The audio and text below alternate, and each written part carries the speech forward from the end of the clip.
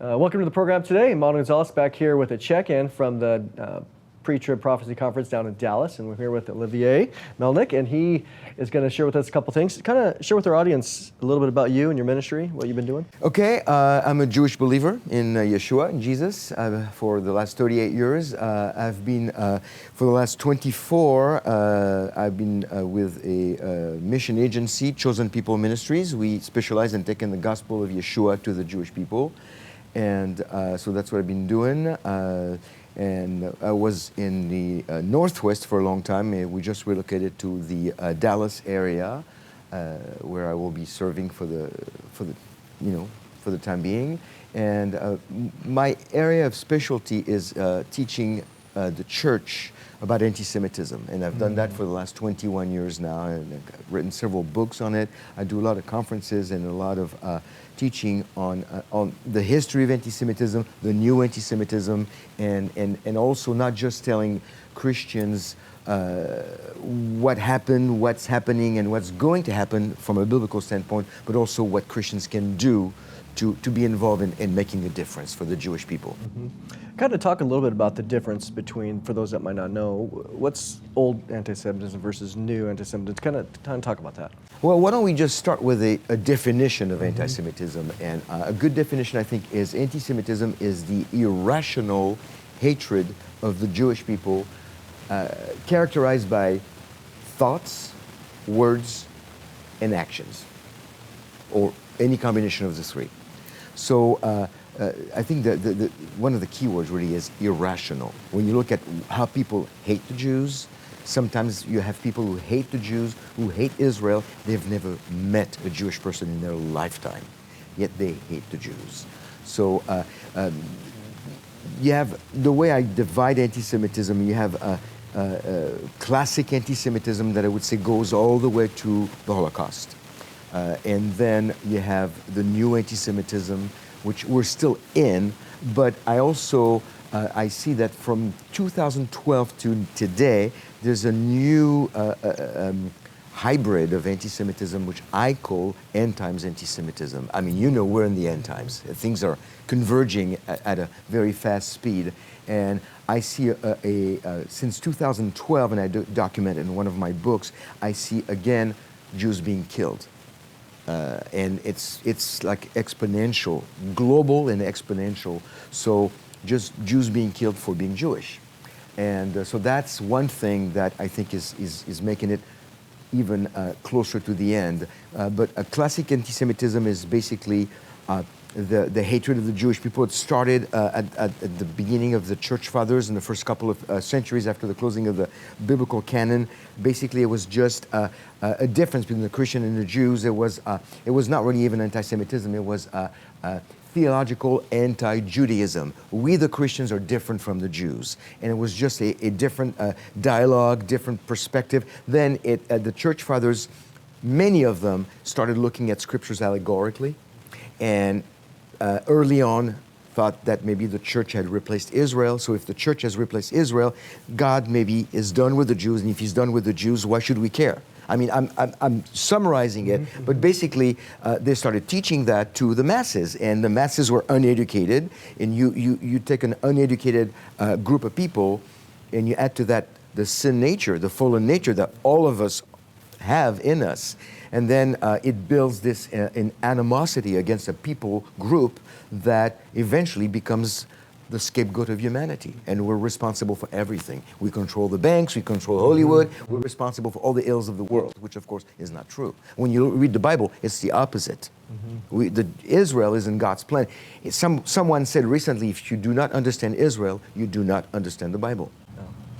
You know, this is really important as you think about the church history. You know, I had the opportunity, I graduated from Moody, you know, in the Jewish Studies program. So did I. Yeah. What year? 2004, with Michael Rydelnik. 2001. There we are. You know, but one of the things that, you know, we'd go to Israel and we would do evangelism, and one of the things that I found really striking, because, you know, you'd learn in the classroom, but then to go there, and we'd pass out books on the beaches and stuff, and you know, you're talking to an average Israeli who's, you know, generally secular, but sure. When you're talking to him about Jesus, the response that I would get often was, "You want me to become like the same religion as Hitler?" And so you have this misunderstanding on their part but yet it's real. Yes, this is, most Jewish people do not understand the difference between Judaism and Jewishness.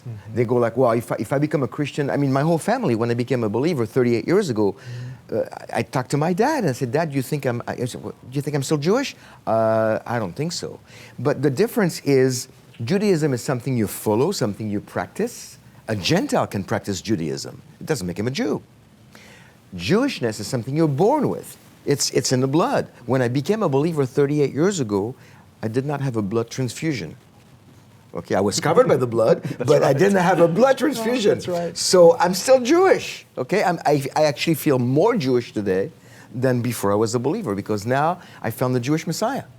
Doesn't get any better than that. So if you understand the difference between Judaism and Jewishness, a Jewish person can say, I can say I do not practice Judaism, but I still am very proud of my Jewishness. They might practice a lot of things as they do, right? Buddhism, Hinduism. Why is it that Jewish people can practice transcendental meditation, Eastern religions, Buddhism, and they're called a Jewish Buddhist, a Jewish transcendental meditation, whatever you call it, but everything goes but Jesus. Yeah. Jesus, no, don't get me near. The reason is, I think, is because of 2,000 years of damage that the church has brought onto the Jewish people. When you think about it, the Crusades, the Inquisition, the Middle Age, all the things that went through against the Jews, that my people now, they look at Christianity and they go like, I want nothing to do with it. I mean, we're called Christ killers. When really in John 10, we read that he gave his own life for all of us. And we're all guilty of his death. And so Jewish people look at 2,000 years of anti-Semitism, and why would they want to be part of a group that has done so much against the Jews? So it's hard. Yeah, I mean, it's the real deal. And when I bring up the Hitler comment, Hitler is quoting Martin Luther, and so people associate Hitler as being the standard Christian. And you're like, whoa, and that's their perspective. But when we come back and we think about this Jewishness of the gospel, I mean, of everything, it's there. Absolutely. The gospel was, was written by Jewish authors, and the only one that maybe was not Jewish was Luke. And then what we say is that maybe he was Jewish by profession because he was a doctor. That's a bad joke. But anyway, so now it's very, I mean, you start with Matthew, the first few verses of Matthew, the genealogy of Abraham, Isaac, Jacob, the Messiah, it's all Jewish. It's all Jewish. And a lot of Jewish people actually, when we put our preconceived ideas aside and we read the New Testament, we look at this and we go like, this is a Jewish book. But we're taught by our rabbis and by our peers that Christianity is not Jewish. But really, I think it was British Prime Minister Benjamin Disraeli who said that Christianity is a biblical Judaism fulfilled. And I like that way. And, I like the connection. So, I mean, the New Testament is very Jewish. Paul was very, very Jewish in his practice, even in the way he put his messages together. It was Jewish thinking. Yeah. One of the things that I found too, and again, the goal of prophecy and what we're trying to do is evangelize. We want to see people won for the Lord. And what I found was, we have this picture sometimes as until you get out there and you go, I don't want to evangelize this Jewish person because clearly they have the Bible completely memorized. And oftentimes Christians know more about the Bible than the average. What I found is talking to the average Israeli, I would talk about the Tanakh, and they'd be like, oh, that's in there? And they didn't really know. They knew some of the rabbinic ideas, but they didn't really know. Very little. Yeah. When I was, before I became a believer, I could not give you the difference between Hanukkah and Isaiah. One is a feast, the other one is a prophet, okay? Right. Just in case you didn't know. But I mean, I knew nothing. And what brought me to believe in Yeshua was prophecy. I was given, by my wife at the time, she was not my wife, I wanted to marry her, so she had to lead me to the Lord to get me to marry her. Which I thought was crazy at the time. She gave me this book, The Late Great Planet Earth by Hal Lindsey. A lot of people have come to the Lord. And I was in Paris reading this, going to work every day, which is, I was born in France, in case you didn't catch the accent. And I'm reading this little book and I'm going, wow, this guy. And she had given me a Bible with looking at all the prophecy, the messianic prophecies. That didn't impress me. God writing that stuff, didn't believe in it. This guy is saying the same thing, but it's a guy. I can relate to a guy. So I'm reading this little book, and this is cool. All that stuff was fulfilled in the first coming. There's going to be a second coming. Why should I believe any other way that's going to be fulfilled literally? So that really got my attention. And then got about the place about the rapture, and I'm going like, oh, this is nuts. This is crazy. Who would believe in this, whatever it's going to happen? So I remember that day talking to her, I said, you don't believe in this rapture nonsense. This is childish. And she said, no, I do. And that's why I don't want to be married to you unless you believe in Jesus. Because I don't want to be separated from you. And eventually, a few days later, I prayed to receive my Messiah. Amen. And that's the rapture and the book by Hal Lindsey. So again, full circle, prophecy is.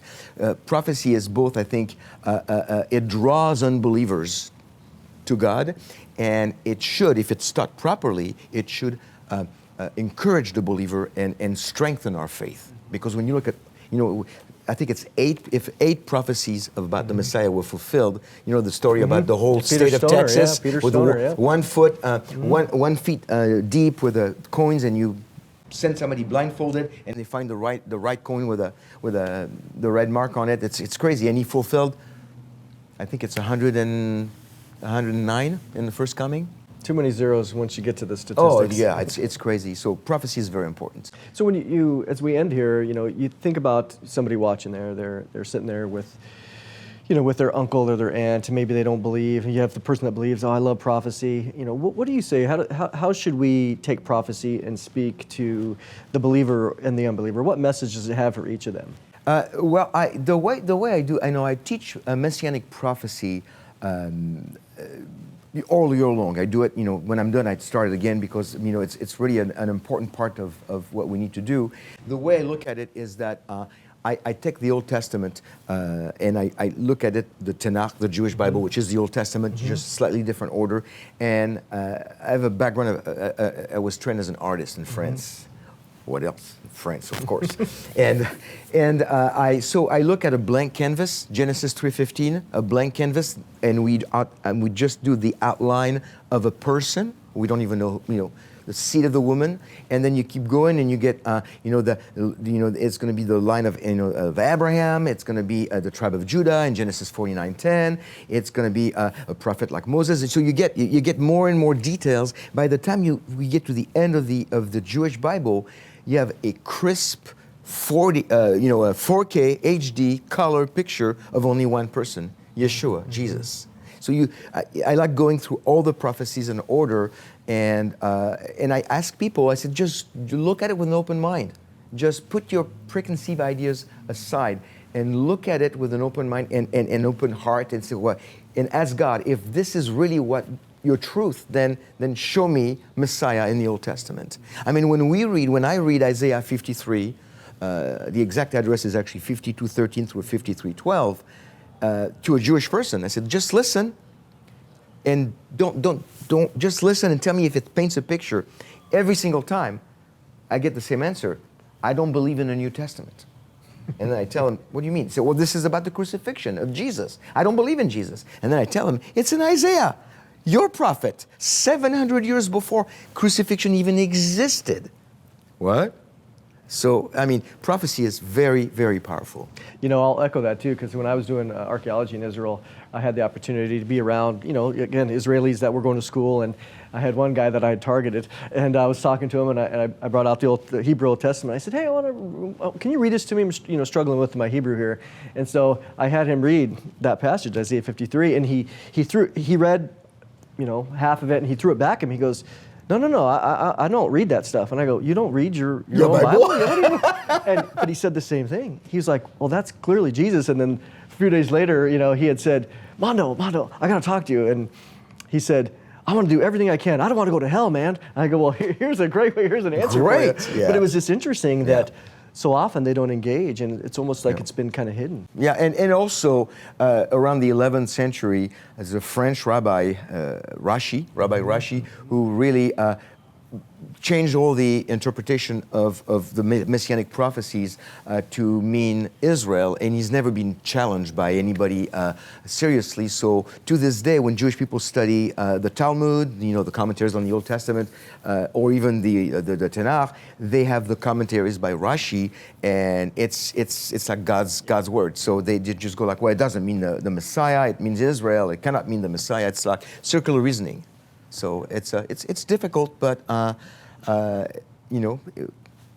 going out, sharing the gospel with Jewish people is what God has put on my heart, and also educating the Gentile branch of the body of Messiah about anti-Semitism and what they can do to help is important to me. Where does the audience find more about your ministry? Well, the general ministry that I'm part of is chosenpeople.com. I also have a site when I put a lot of articles that I write, newantisemitism.com, and every week, several times a week, I post videos on YouTube at Olivier Melnick, Today Through Jewish Eyes. So they can find me there. Well, appreciate you being here today. My pleasure. And Shalom. We thank you for watching. And again, a lot of good scholars and topics here to discuss. And we'll be back with some more, God willing. And so appreciate you watching.